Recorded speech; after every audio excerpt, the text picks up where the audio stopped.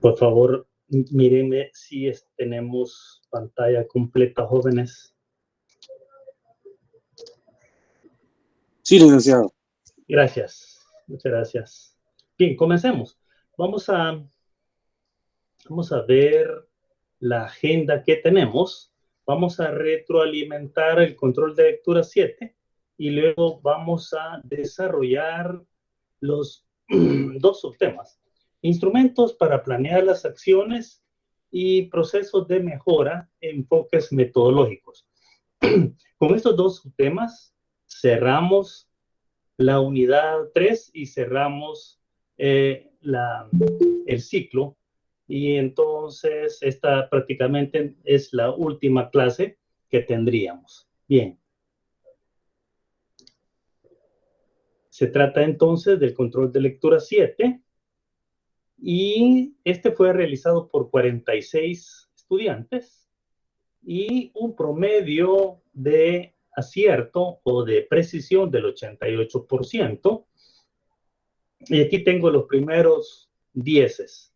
Diana Martínez, Ezequiel Portillo, Constantino Guardado, Andrés Flores, Carla Cisneros, Sara Casco, Delmi Ramírez y Fernando Quintanilla tienen todos 10. En la primera pregunta dice, es una herramienta gráfica que ilustra un cronograma del proyecto. Permite registrar la programación, los sucesos, actividades y responsabilidades necesarias. Estamos hablando de el diagrama de Gantt. Ahí tenemos las otras opciones. Pero la pregunta, pues, describe de manera bien precisa el diagrama de Gantt. Pregunta 2. El diagrama es una lista ordenada de las operaciones de un proceso con toda la información que se considere necesaria según su propósito. Tenemos las opciones. Diagrama de formato panorámico, diagrama de formato arquitectónico, diagrama de bloques de procesos de producción y la última opción, el diagrama de flujo vertical. Entonces, estamos hablando, no es ninguno de los tres anteriores, es el último, el vertical. Para responder necesariamente necesitamos la información de la imagen que ahí está. La imagen dice defectos en proceso de producción, defecto 1, defecto menor 2, defecto menor 3, defecto mayor 1 y el defecto mayor 2 que se considera crítico. Y al lado derecho de la columna tenemos el número de ocurrencias. En ese orden, 120, 35, 71, 45 y 30. Y esto hace un total de 301 defectos. Entonces, son 5 tipos de defectos. Y de lo que se trata es determinar el porcentaje acumulado para efectos de elaborar el gráfico de Pareto. Entonces, y luego seleccionar de las 4 opciones el porcentaje, el único porcentaje acumulado que coincide con el acumulado. Acá he incorporado, digamos, una copia de hoja Excel, que es este que está acá, y si ustedes se fijan, ya está ordenado en el número de ocurrencias de mayor a menor. Y proceder entonces al cálculo del porcentaje acumulado. Entonces, acá, cuando se hace este arreglo en la hoja Excel, no se hace en base al defecto, sino en base al número de ocurrencias para determinar el acumulado. Entonces, cuando ya se tiene este cuadrito, ya es bien fácil establecer la respuesta correcta de las 4 opciones que nos están dando. Entonces, por ejemplo, si vemos acá el defecto menor 1, ocurrencia 120, dice 6346, no es correcto, aquí dice 3987. En el otro dice defecto mayor número de ocurrencias 45, porcentaje 7841. Ese sí, vean ustedes acá, defecto mayor 1, 45, 78, 41. Esta es la respuesta correcta. Y es que si seguimos viendo, el defecto menor 3 dice el número de ocurrencia 71, defecto menor 3, pero el porcentaje dice 3987 y lo correcto es 63. Y el otro, defecto mayor 2, el crítico, dice 30 ocurrencias, está bien, pero el porcentaje dice 9003 y el porcentaje es 100. Entonces, cuando se logra hacer el traslado a cálculo de porcentaje acumulado, entonces es fácil determinar la respuesta. Muy bien. En un diagrama de Gantt son las tareas esenciales para la consecución y el éxito de un proyecto. Estos son marcados con un símbolo al final de la barra de tareas. Al completarse, otorga a los directores, a los que dirigen el proyecto y al equipo en general, la sensación que el proyecto está marchando hacia adelante. Tenemos las opciones, las barras, las tareas, los identificadores de tareas y los hitos. La respuesta son los hitos. Para responder, necesitamos información de la imagen, que es esta, la cual refiere 5 tipos de desperdicios en el proceso de producción. Y entonces piden proceder a determinar el porcentaje acumulado para efectos de elaborar el gráfico de Pareto. Y luego seleccionar el defecto y el porcentaje acumulado. Es muy similar al anterior que hicimos. Entonces, hay que hacer en la hoja Excel y colocarlos de mayor a menor los desperdicios en el proceso, independiente del tipo de desperdicio, si es menor o mayor, y luego calcular el porcentaje acumulado. Y entonces, una vez teniendo esta tabla, empezamos a confrontar los datos. Desperdicio menor 1, por ejemplo. Número de ocurrencias dice 120. Porcentaje acumulado 90/77. Error. No es este. Veamos esto. Desperdicio mayor 1. Número de ocurrencias 55. Mayor 1, 55. Y dice 80% acumulado. Y aquí dice 36,92. Tampoco es. Desperdicio 2. Número de ocurrencias 35. Aquí está. Porcentaje acumulado 80. Y aquí dice 90/77. Entonces nos queda es este, desperdicio 3. Veamos, desperdicio 3, 85 y el acumulado 6308. Muy bien, esa es la respuesta. Pregunta 6. Los diagramas de flujo nos permiten observar todos los pasos de un sistema o un proceso sin necesidad de leer notas extensas. Esa es una de las virtudes del diagrama de flujo. Entonces, veamos. Es la característica sintética. Aquí ya tenemos la respuesta. Es la característica de forma visible a un sistema o un proceso de diagrama de flujo. Esta es la respuesta. No es la característica sintética, no es la simbolizada, y los diagramas extensivos dificultan compresión, asimilación, por tanto dejan de ser prácticos. Esto no es cierto, ¿verdad? Entonces nos quedamos con la respuesta que ya tenemos acá. Pregunta 7. Es una manera de representar datos estadísticos. Cada dato es proporcional a la frecuencia o repeticiones para mostrar la relación de cada parte en el todo. Veamos las opciones. El diagrama de actividades, el diagrama de flujo, el diagrama de Gantt o el diagrama de sectores. Entonces nos quedamos con este último, es el diagrama de sectores. Representa datos estadísticos y cada parte proporcional es la frecuencia o repeticiones. Aquí lo tenemos. Y ahí tenemos el gráfico también que nos ayuda. Pregunta 8. El diagrama muestra el flujo o la secuencia de operaciones de izquierda a derecha. Tenemos las opciones: diagrama de formato panorámico, de formato arquitectónico, de flujo vertical y el horizontal. Es el horizontal. Va de izquierda a derecha. Pregunta 9. Estas son uno de los ejes principales de los diagramas de Gantt. Además de mostrar cuándo un proyecto debe iniciar y finalizar, muestran cuándo cada tarea debe tener lugar. Tenemos las opciones: las tareas, los hitos, las flechas de interdependencia o las fechas. Nos quedamos con las fechas. Pregunta 10.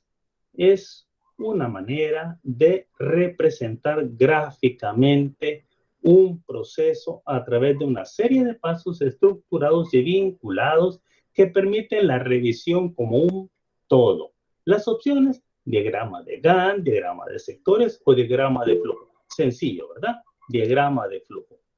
Muy bien.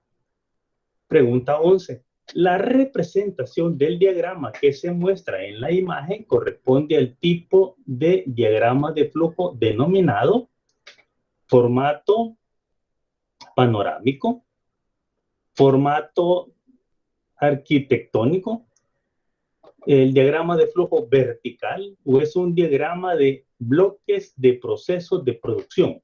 Nos quedamos con esta última. Pregunta 12.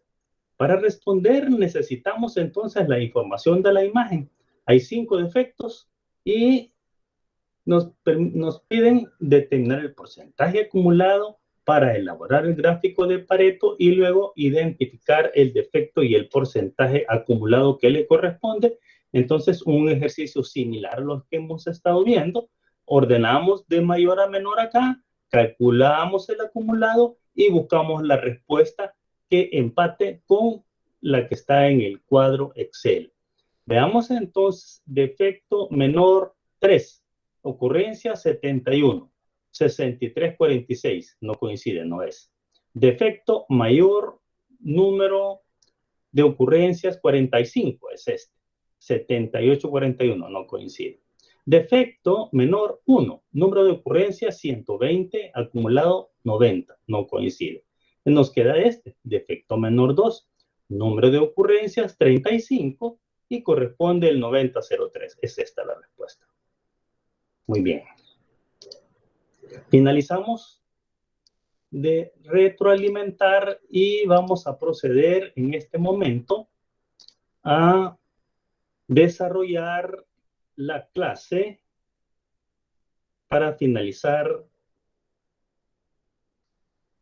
la unidad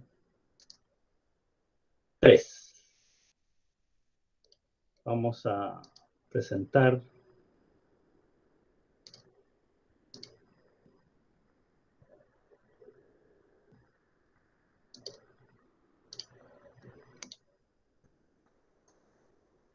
muy bien.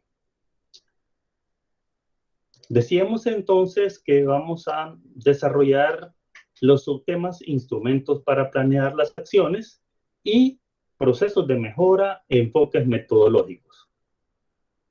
Bien, comencemos con el diagrama de PER, como una técnica para planear acciones. El diagrama de PERT es una técnica de planificación de proyectos, en inglés, Project Evaluation and Review Techniques, que consiste en una representación gráfica de las relaciones que se establecen en las distintas tareas del proyecto o del trabajo. Con este diagrama es posible calcular de forma fácil y ágil los tiempos que se van a consumir en un determinado proyecto. Esta representación visual es lo que se llama diagrama de PERT, diagrama del proyecto, y suele usarse junto con el método de camino crítico o también conocido como CPM para planificar los proyectos. De esta forma, este diagrama permite planificar el proyecto, identificar el camino crítico del proyecto, las tareas identificadas como críticas porque no tienen holgura. Vamos a conocer todos estos elementos y términos y, por supuesto, calcular el plazo mínimo para ejecutar dicho proyecto. Aunque pueden existir diferentes formas de representar el diagrama PERT, vamos a ver a continuación las tareas que se presentan mediante una casilla dividida en 4 áreas. Aquí está la casilla. Arriba tiene el nombre, luego la duración, y luego en la primera casilla la fecha de inicio y en la siguiente casilla la última fecha de inicio. ¿De qué? De esa tarea. Entonces, veamos cómo hacer un diagrama de PERT. Entonces, el punto de partida para hacer un diagrama es disponer de las tareas. Estas son las tareas. Aquí tenemos de 1 a 7 tareas. Disponer de esas tareas que forman el proyecto. Su duración, es decir, cuántos días requiere para ejecutarse esa tarea. Y las relaciones de estas, es decir, las actividades precedentes, ¿verdad?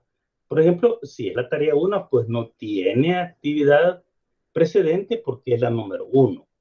La tarea 1 dice que, tarea 2, digo, tiene una duración de un día.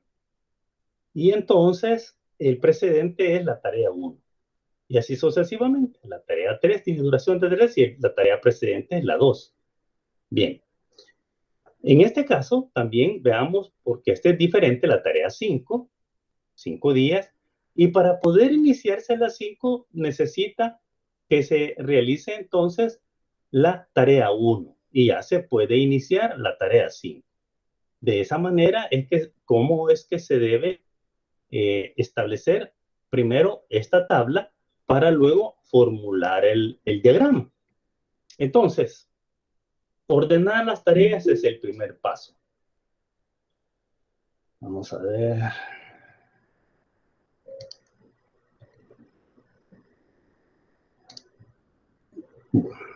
Vamos a darle por Sinaí. Suspendimos la presentación y vamos. Sí voy a necesitar de nuevo volver a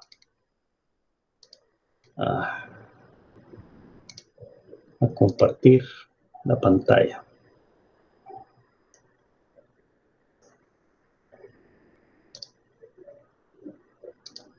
Va, ya regresamos. Sí, necesito que me confirme si ya estamos presentando la pantalla completa. No vamos a tener un problema ahí, por favor. Se mira, licenciado. Sí, se ve, Lic. Gracias, gracias. Muy bien. Entonces, fíjense. Necesito que pongan atención porque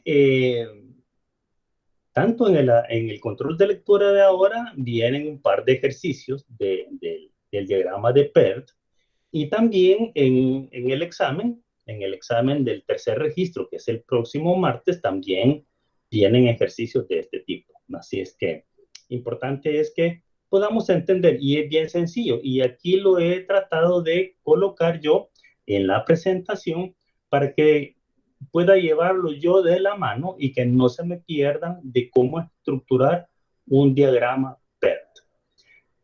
Para los que ya los han hecho, pues entonces van nada más a recordar y fortalecer el conocimiento. Y para los que no se acuerdan, pues vamos a hacer ese recordatorio. Muy bien, fíjense.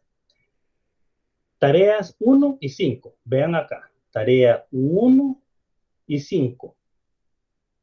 Dice que 0 más 0 es igual a 0. ¿Por qué? Tarea 1. Inicio 0. ¿Por qué? Porque obviamente en el inicio dice que es 0. Entonces, por eso es 0 acá. 0 más 0 es 0. Y acá es, comenzaron porque es 0. Y recuerden que decía la tabla, ¿verdad? Que para iniciarse la tarea 5 se necesitaba únicamente con la tarea 1 ya podía iniciarse. Entonces, por eso está aquí la tarea 5. Una vez iniciada la 1, entonces podemos iniciar la tarea 5. Entonces, son las primeras tareas del proyecto y van justo después del hito de inicio. El hito es la fecha de inicio es el hito. Y la fecha de finalización de la tarea también es un hito. Fecha de inicio es un hito y la fecha de finalización también es un hito. Bien. En la tarea 2 se pondrá aquí 2. ¿Por qué? Porque 0, que es el inicio de la tarea 1, más 2 de la duración de la tarea 1, por eso es 2 acá. 0 más 2 es 2. Muy bien. El 0 entonces corresponde a la primera fecha de inicio de la tarea 1 y el 2 a la duración. ¿De cuánto es la duración? 2. 0 más 2 es 2. Muy bien. En la tarea 3 sería 2 más 1 igual a 3. Veamos. ¿Por qué? Aquí está. 2 más la duración de la tarea 2 es 1. 2 más 1 es 3. Ok.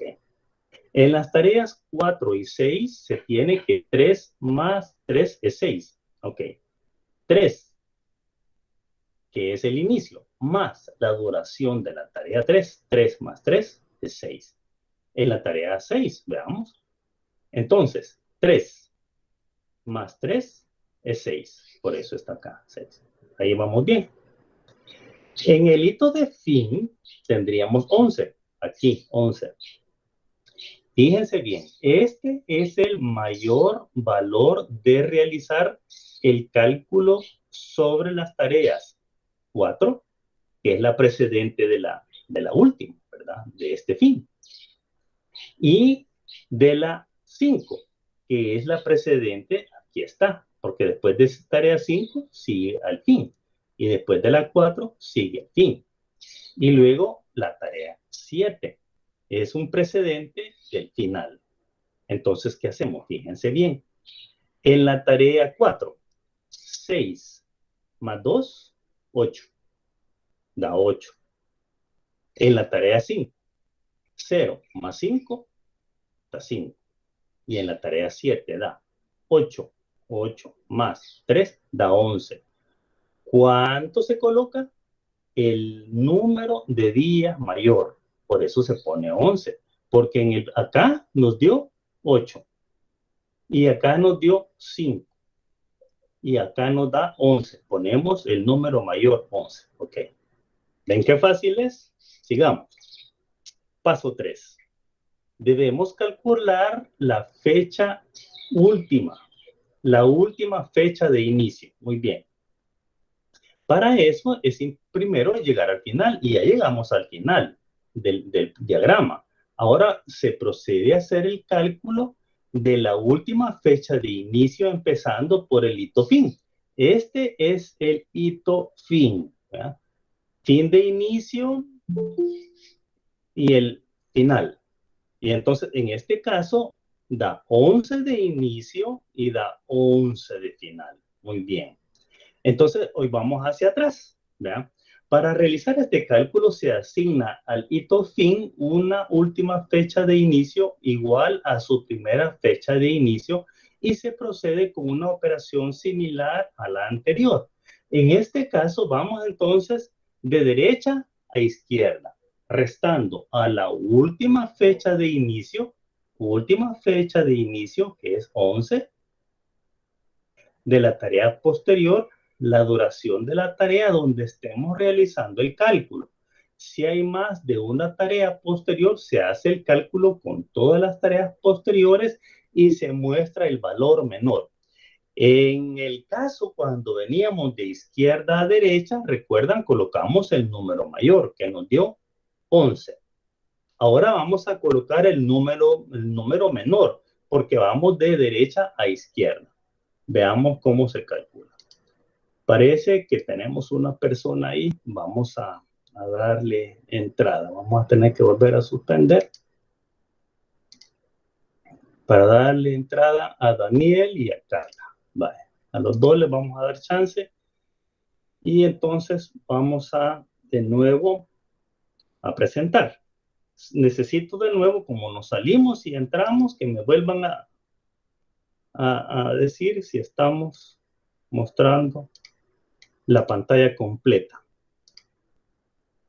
Con uno que me dice. Sí. Gracias. Ok, entonces, vayamos a hacer el ejercicio. Fíjense. En la tarea 4, aquí, se tiene 11, que sería 11, que es el fin, 11, menos 2, porque es la duración, 11 menos 2 da 9. En la tarea 7, aquí, 11 menos 3, que es la duración, nos da 8. ¿Ven? En la tarea 5, sería 11 menos 5, nos da 6. ¿Ven? Ya completamos. Ahora vamos en la tarea 3. Es 3. ¿Por qué? Porque es el valor menor entre los valores que vamos a calcular. Porque en la tarea 4 tenemos 9 menos 3. ¿Cuánto nos da? 6, ¿verdad? Ok, guardemos el 6. 9 menos 3 es 6. Y en la tarea 6 da 6 menos 3. 6 menos 3 nos da 3. Entonces, por eso colocamos el menor valor, que es 3. Muy bien. Así se sigue hasta el hito de inicio, el cual debe mostrar una última fecha de inicio de 0. Si no es así, es que nos hemos equivocado en algún cálculo. Es decir, tenemos que llegar a los datos de 0, ¿verdad? Si no, es que nos equivocamos, ¿verdad? Ok. Como se ha podido ver, representar el diagrama a mano es bastante laborioso. En proyectos que son complejos, donde hay hitos intermedios y relaciones entre tareas más complejas, esta tarea se hace mucho más difícil y realizarlo a mano se vuelve bastante dificultoso y a veces imposible. Por ello, lo normal es utilizar herramientas para hacer el diagrama en línea, que permite representar este gráfico de forma automática y sin riesgo de error. ¿Para qué sirve el diagrama de PERT? La utilidad más destacada del diagrama de PERT es el cálculo de la duración mínima del proyecto, es decir, el plazo de ejecución mínimo con el que se puede comprometer para completar el proyecto. Para obtener este dato se debe poner atención en el valor que se muestra en la zona inferior derecha de la casilla del hito fin. En el ejercicio anterior vimos que era 11, ¿verdad? Esta zona de la casilla muestra la primera fecha de finalización de la tarea, lo que se traduce en la primera fecha de finalización del proyecto en el caso de hito fin. En el caso ejemplo, pues vimos que el plazo mínimo sería 11 días. Hay dos consideraciones que debemos hacer a esta afirmación. En la creación del diagrama de PERT, no se ha incluido los márgenes por riesgos, por lo que este plazo mínimo no considera que se puedan materializar riesgos. El diagrama de PERT no considera la disponibilidad de recursos ni sus calendarios laborales, por lo que este valor asume plena disponibilidad de recursos, es decir, no está pensando en sábados y domingos, es lo que nos está diciendo. Por lo tanto, este valor debe considerarse como una primera estimación, ya que sí se planifica el proyecto considerando los riesgos y la disponibilidad de recursos, lo habitual es llegar a un plazo mínimo de ejecución superior. Hablemos de las holguras con el diagrama. En la parte inferior de las casillas de cada tarea aparecen dos valores. A la derecha la primera fecha de finalización y a la izquierda la última fecha de finalización. La primera muestra el primer momento en que la tarea puede empezar, considerando las relaciones con las tareas anteriores. La segunda es la fecha más tarde en la que puede empezar la tarea sin que se comprometa la duración mínima del proyecto. Cuando comparamos las dos fechas, entonces podemos distinguir dos situaciones, dos casos. Las dos fechas son iguales, implica que la diferencia es cero. Esto significa que la tarea no tiene holgura. Por tanto, que esta debe empezar en la primera fecha para no alargar el plazo de ejecución del proyecto. Este sería el caso de las tareas 6 y 7. Aquí lo podemos ver, tareas 6 y las tareas 7. Tiene 6 y 6, no hay holgura. Inicia el sexto día y finaliza el sexto día. No hay holgura, a eso se refiere. Lo habitual es que la última fecha sea superior a la primera, como es el caso de la tarea 4, lo que implica que la tarea puede atrasar su inicio sin comprometerse el proyecto. Esto es lo que se llama holgura de la tarea y se calcula como la diferencia entre ambos valores. Este dato es muy útil durante la planificación del proyecto, ya que indica el margen que se tiene para mover la tarea a lo largo del cronograma, adaptando las fechas de ejecución a la disponibilidad de recursos y al calendario. Esto se puede ver, decíamos, en la tarea 4, la cual puede empezar entre los días sexto y noveno sin comprometer el proyecto a la fecha de finalización. Definamos ahora el camino crítico. Por definición, el camino crítico o ruta crítica es el conjunto de tareas que si se atrasan afectan al plazo final del proyecto. Es un concepto similar al de cadena crítica, pero que no tiene en cuenta la disponibilidad de recursos. Con esta definición y el diagrama de PERT, es simple encontrar el camino crítico del proyecto del ejemplo que estamos siguiendo. Veamos las tareas 1, 2, 3, 6 y 7. Tareas 1, 2, 3, 6 y 7. ¿Por qué es el camino crítico? Porque no tienen holgura. Vean ustedes, 0, 0, 2, 2, 3, 3, 6, 6, 8, 8. Y entonces por eso se denomina ruta crítica. No pueden atrasarse. El camino crítico, entonces, es un concepto muy útil en el seguimiento y control de proyectos, ya que nos permite focalizar los esfuerzos en aquellas tareas más importantes. Por ello, el uso de este concepto junto al diagrama de PERT suele llamarse método de planificación CPM-PERT. CPM es el acrónimo en inglés de Critical Path Method. Cuando conocemos las tareas que forman el camino crítico, también identificamos aquellas tareas con las que podemos jugar durante la planificación o ejecución para hacer frente a posibles faltas de recursos imprevistos. Obviamente, esto lo podemos hacer hasta que la holgura de estas tareas desaparezca, momento en que pasarán a ser parte del camino crítico. Muy bien, aquí tenemos un ejemplo y está marcado con color rojo en este gráfico. Esta es la tarea 1, tiene 0, 0. Tarea 2, 20, 20. Luego pasamos a la tarea 3, 25, 25. Tarea 5, 40, 40. Y llegamos al final.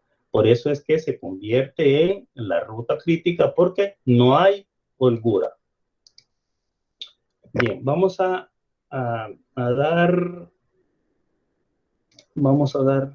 ver. Bueno, me parecía que teníamos a alguien ahí pendiente, pero no, no está.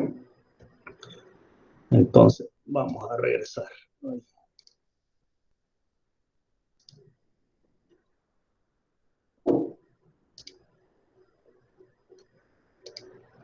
Vamos a regresar a la presentación.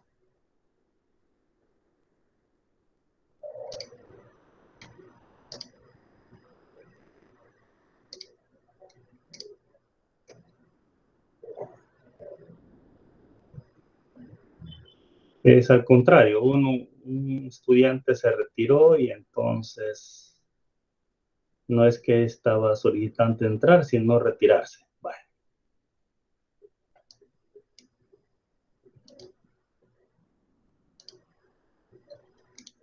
Bien. De nuevo, confírmenme por favor si la tenemos la presentación completa. Sí. Gracias. Vamos a comenzar ahora con procesos de mejora, enfoques metodológicos. Estas herramientas de mejora continua, se les conoce así, están pensadas para buscar puntos débiles en los procesos, productos y servicios. Del mismo modo, algunas de estas se centran en señalar cuáles son las áreas de mejora más prioritarias o qué más beneficios pueden aportar a nuestro trabajo de forma que se pueda ahorrar tiempo y realizar cambios en las áreas más críticas. Veamos el ciclo PDCA y se le conoce como el círculo Deming de mejora continua.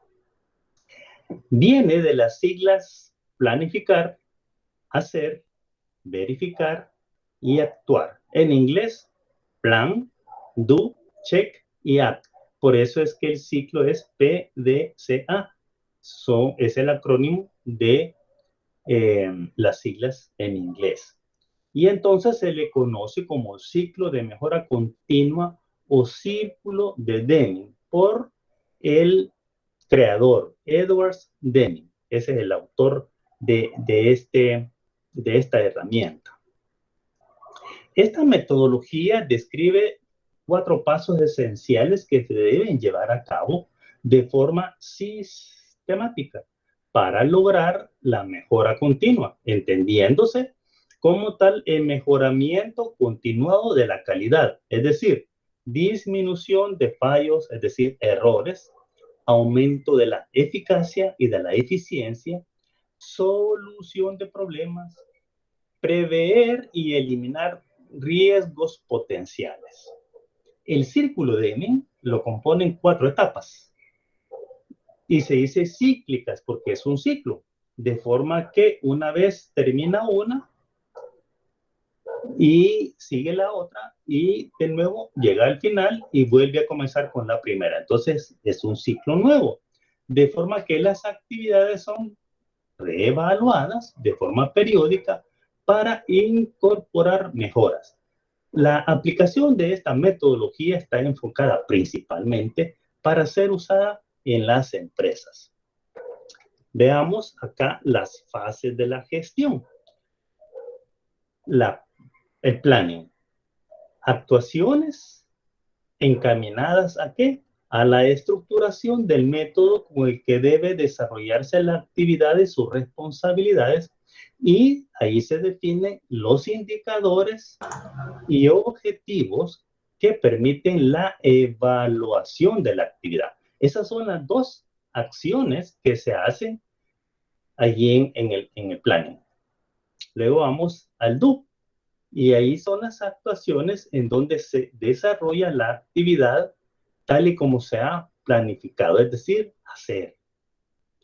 Luego vamos con la que corresponde a la C, evaluar cualitativa y cuantitativamente la eficacia y la eficiencia de la actividad, relacionarlas con los objetivos que se pretenden alcanzar.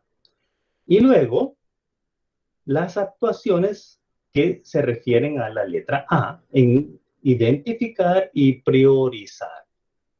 Es decir, aquí está la acción, ¿verdad? Priorizar las oportunidades de mejora existentes en la actividad y aquí se definen las soluciones a las mismas.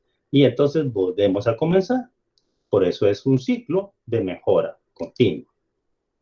¿Cómo implantarlo? Hay 4 etapas.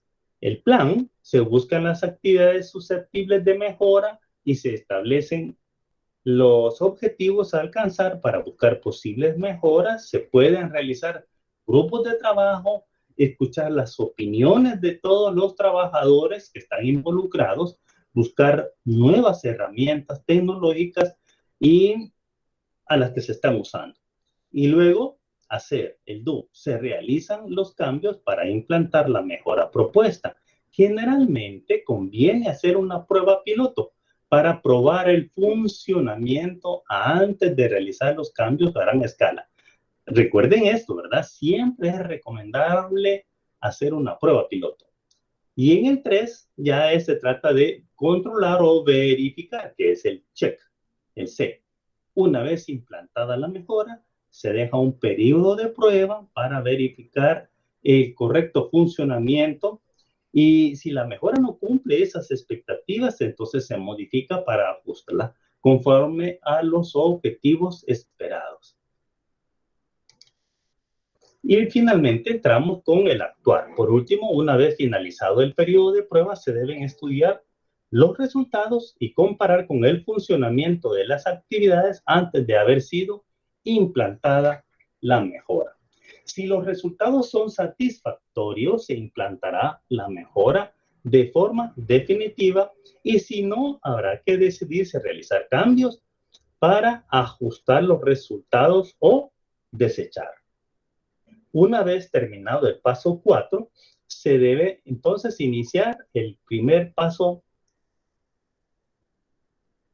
para estudiar nuevas mejoras a implantar. Es decir, es un ciclo permanente. Aquí, en esta lámina, podemos identificar las fuentes de información dentro de la empresa para dotar un sistema de mejora continua. Y entonces es necesario disponer de un sistema de información que permita la identificación de forma sistemática de oportunidades de mejora relevantes. Y entonces se recomiendan estos principales elementos en un sistema de información. Y entonces, por ejemplo, si queremos indicadores de procesos, se recomiendan indicadores de eficacia e indicadores de eficiencia. Si queremos implantar indicadores de satisfacción de clientes, busquemos indicadores directos a la percepción del cliente e indicadores relacionados con las reclamaciones y con las quejas de clientes. Si queremos indicadores de satisfacción de empleados, entonces debemos identificar indicadores directos de satisfacción del personal y los indicadores indirectos al trabajo de los empleados.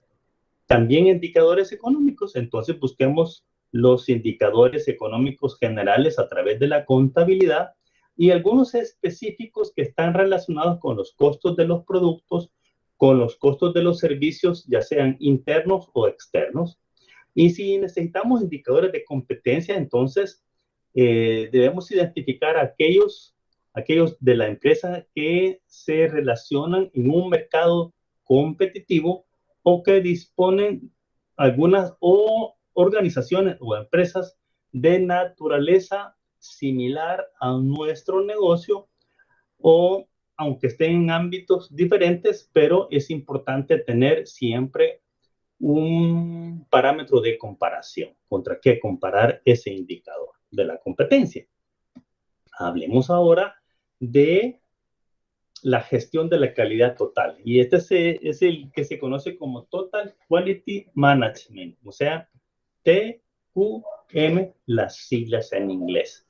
Se conoce como gestión de la calidad total y es una estrategia de gestión empresarial que consiste en el estudio y valoración del concepto de calidad en cada una de las fases de un proceso de producción. La finalidad es la mejora constante de bienes y servicios ofertados y la consecución de mayor satisfacción del cliente. La implantación de un sistema de Total Quality Management sirve para ayudar a la organización a conseguir el máximo de eficiencia y flexibilidad en todos sus procesos, enfocándola hacia la obtención de los objetivos de corto y mediano plazo. Dentro de este concepto agrupamos términos como satisfacción al cliente, aplicándose tanto a la empresa como al propio producto o servicio. Lo que se busca es obtener beneficios para todos los miembros de la empresa, por lo que no se basa únicamente en la idea de vender un producto, sino en ampliar el abanico de acción, introduciendo aspectos como la mejora de condiciones del trabajo, formación del personal y, por supuesto, el empoderamiento de los empleados. La gestión de la calidad total establece principios básicos para poder implementarla en una empresa. Tenemos, por ejemplo, principio, la calidad es lo primero. El otro, el cliente es la prioridad. Otro principio, tratar de tomar decisiones justificadas mediante hechos y datos. Otro principio, hacer una priorización de actividades. Principio quinto, control en origen de la actividad. Y el último principio, tener un trato muy respetuoso hacia las personas. Atendiendo a la idea básica con la que se creó este concepto, todos los miembros y elementos de una empresa deben estar concentrados y enfocados ¿a qué? A estimular y a garantizar la mejora continua de la calidad.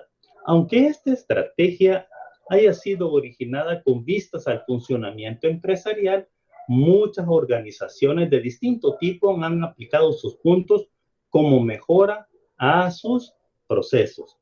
Un buen sistema de gestión de calidad total, entonces, ¿qué va a lograr? Uno, mayores niveles de satisfacción por parte de consumidores y de los clientes. Incremento de los márgenes de productividad y de beneficios. Mayor cohesión y coordinación de los distintos procesos y departamentos de la compañía. Y, por supuesto, la optimización en el uso de los recursos y reducción de los costos para la empresa, es decir, eficiencia. Hablemos ahora del método Kaizen. Este se refiere a los procesos de mejora y enfoques metodológicos. Kaizen es una herramienta de calidad proveniente de la filosofía japonesa que busca una mejora continua de todos los aspectos de la empresa, incluyendo a las personas que forman parte de la empresa. El objetivo fundamental es mejorar para dar al cliente o consumidor el mayor valor agregado mediante una mejora continua y sistemática de la calidad, los costos, los tiempos de respuestas, la variedad y mayores niveles de satisfacción. Entonces es un método que busca incrementar la eficiencia.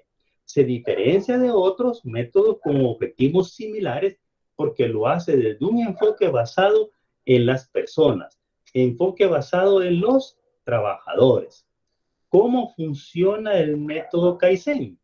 Este método se basa en la constante evolución de los procesos que integran el sistema productivo empresarial, estableciendo ciertos estándares de calidad y midiendo constantemente los logros obtenidos. De esta forma, se asegura el cumplimiento del proceso de mejora continua.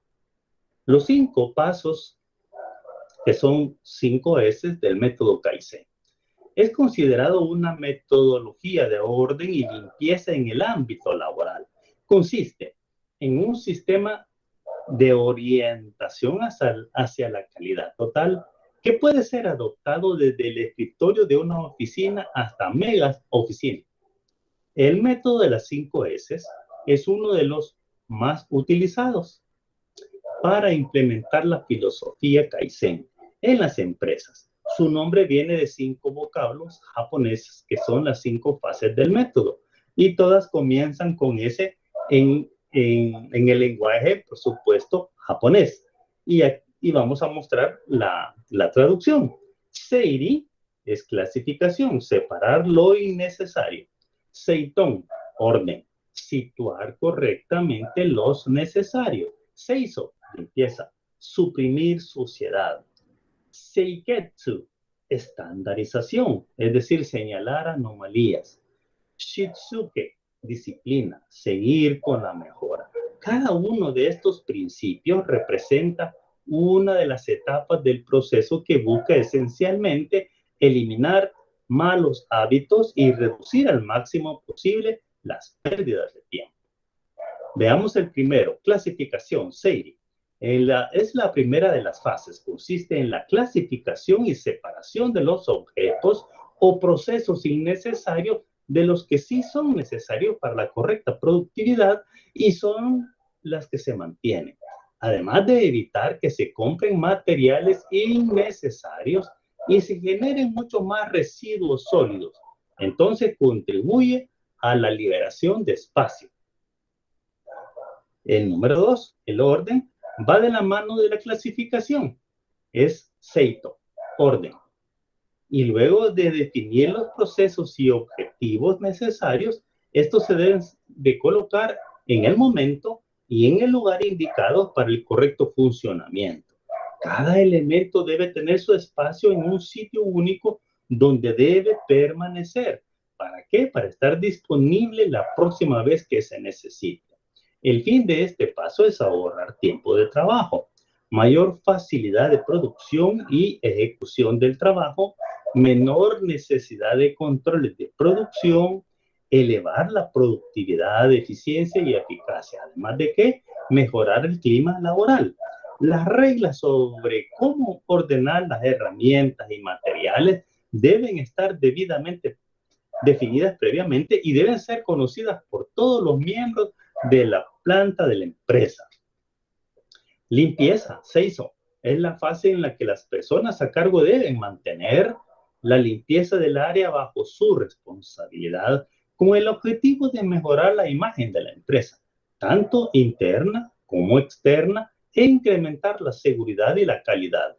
Además, reduce lesiones al producto y a los mismos trabajadores, aumentando la productividad, aminora pérdidas económicas y aporta una mejor sensación al lugar de trabajo. Asimismo, es importante mantener la maquinaria limpia. De esta forma, evitaremos que éstas funcionen de forma incorrecta. 4. Estandarización. Seiketsu. Es hacer de las fases anteriores una constante para favorecer la seguridad y calidad dentro de la empresa. Hay que crear estándares de las acciones a realizar, para lo cual los responsables de la empresa deben hacer visitas constantes y supervisiones.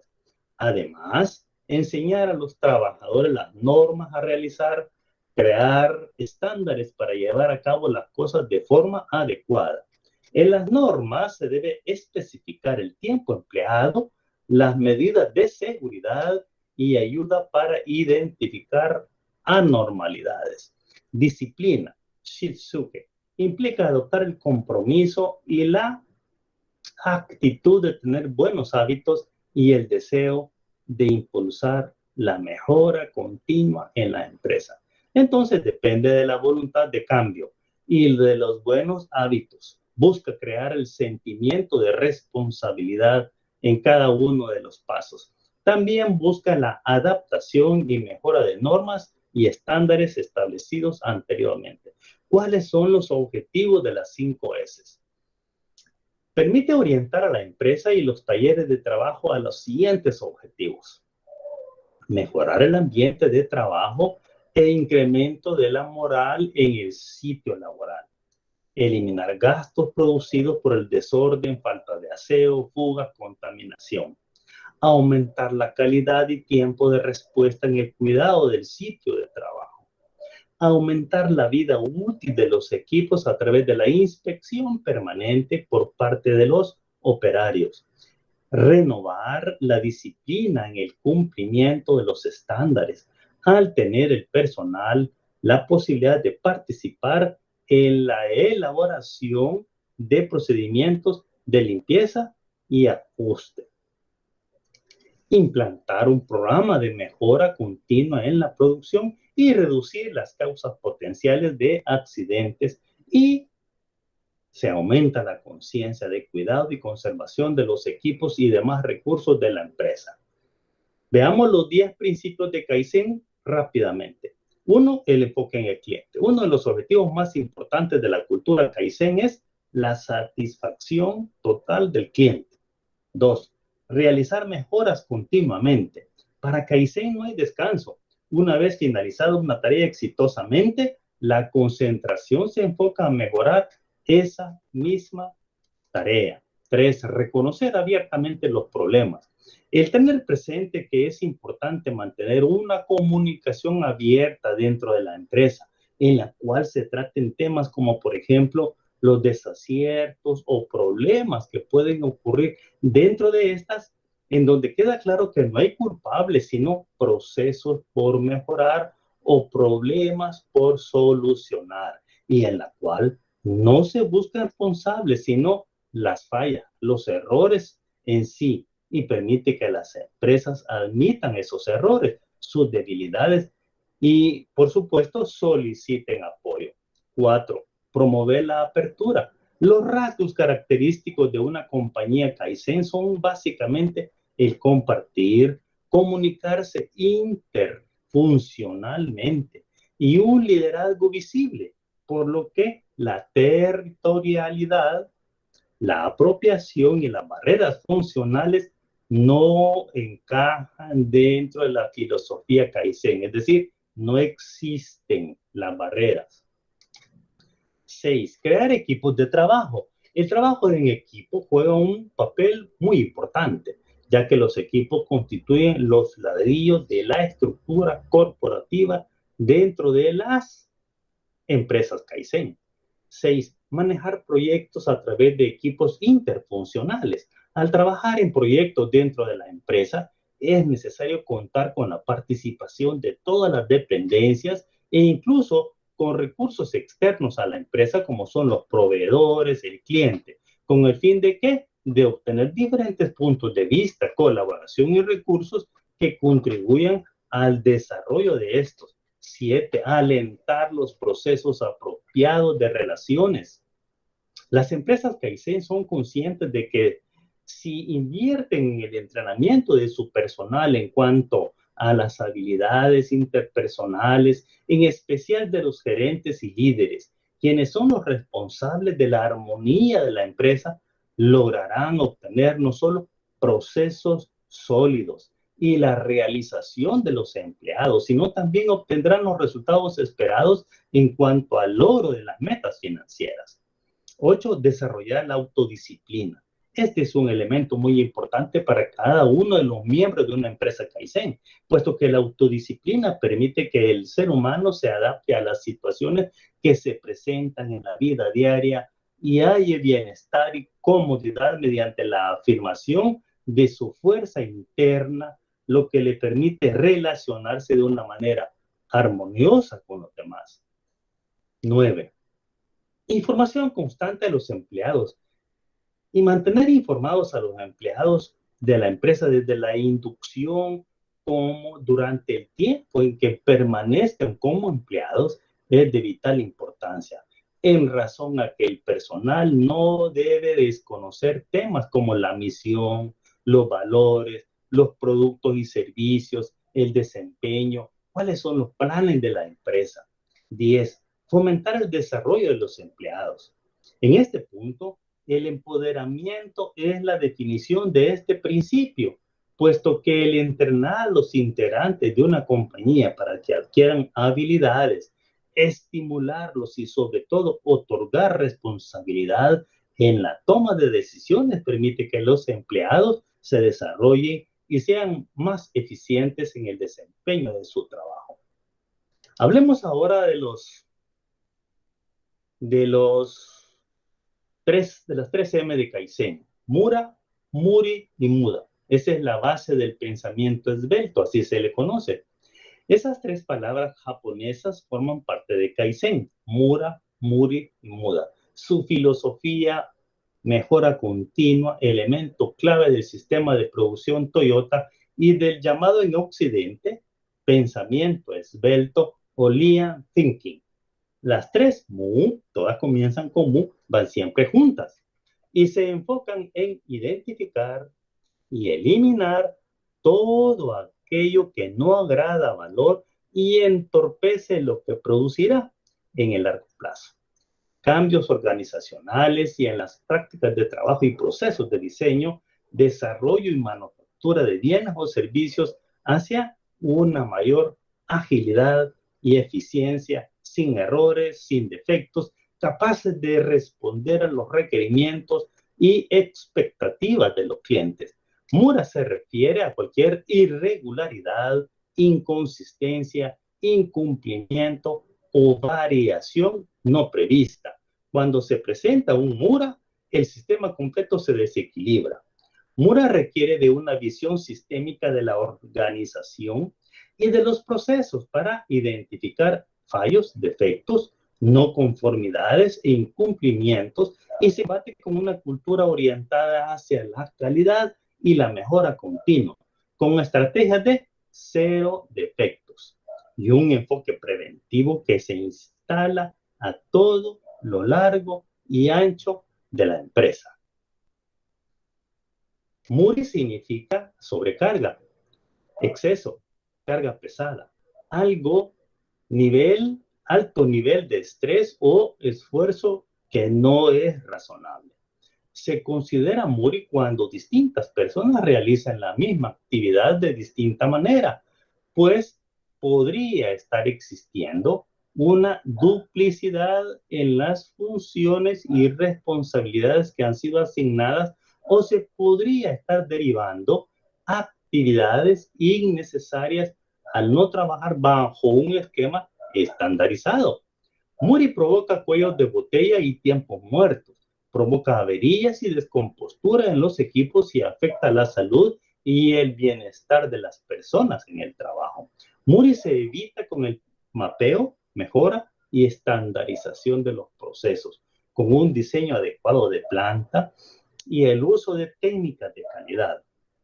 Se requiere de colocar a la persona en el centro de las decisiones, cuidar su entorno y aplicar los principios de ergonomía. Muri se apoya en métodos de enriquecimiento del trabajo, de empoderamiento y participación del trabajador. Y luego tenemos a Muda, significa desperdicio. Todo aquello que consume recursos y no aporta valor para el cliente y los procesos. Toda actividad que se considere inútil o innecesaria.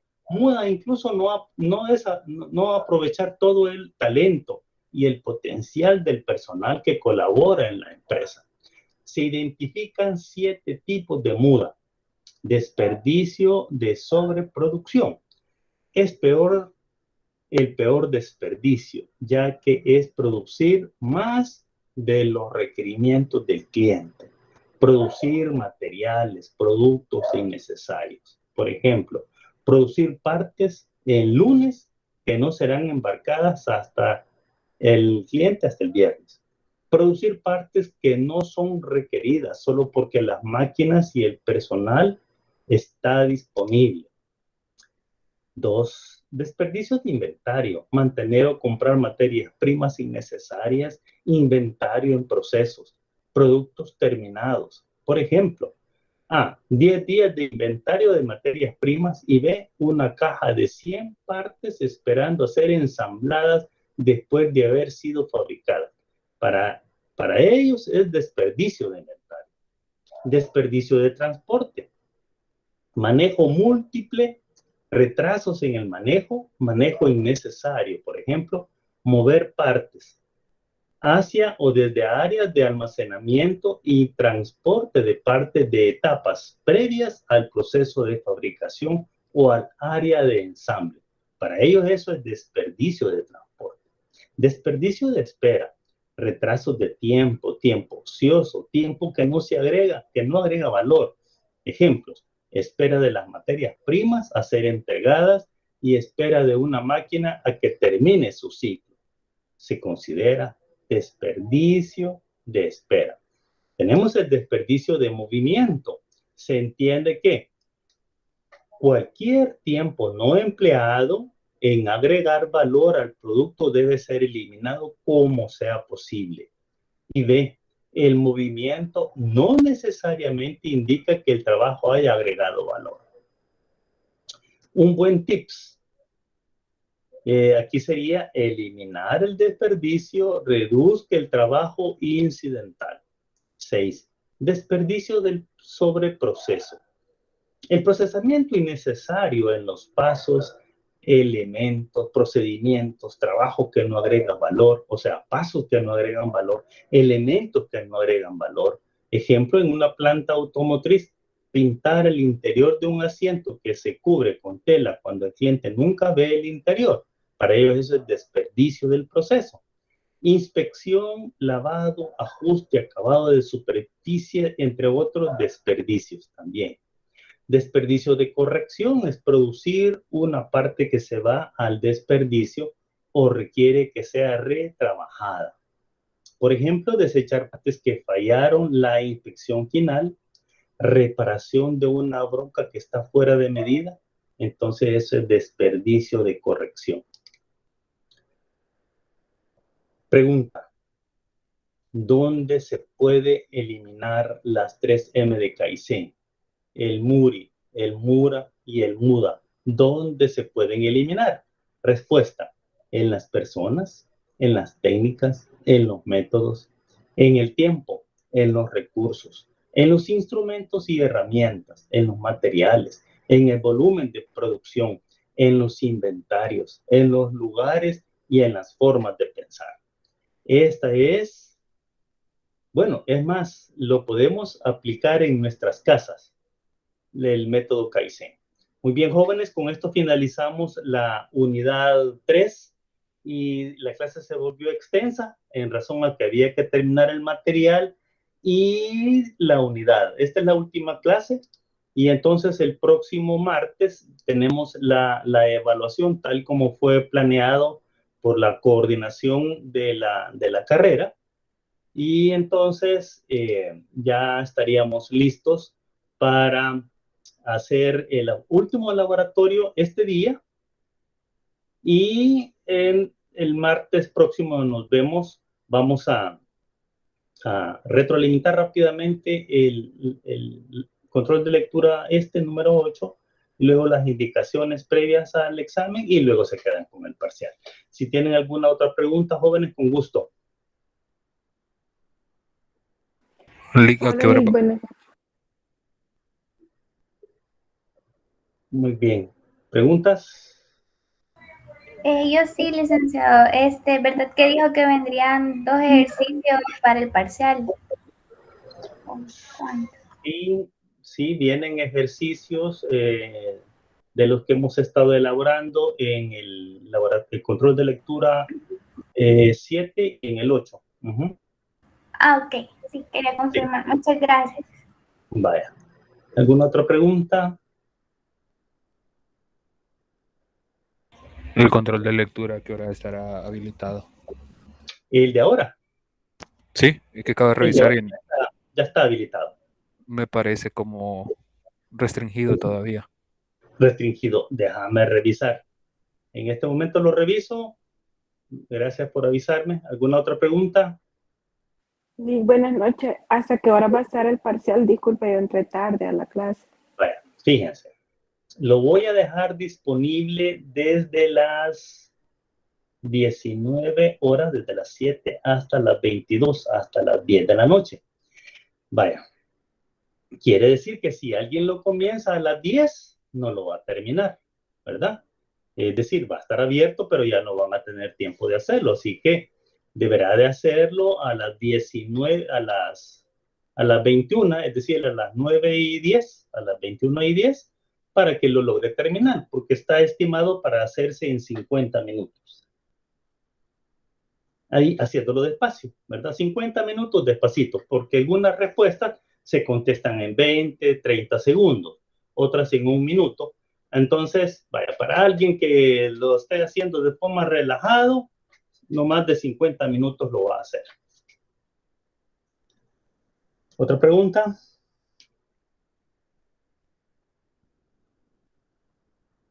Bien. Si no hay más preguntas, entonces nos vemos el próximo martes, jóvenes. Buenas noches. Buenas noches, licenciado. Buenas noches.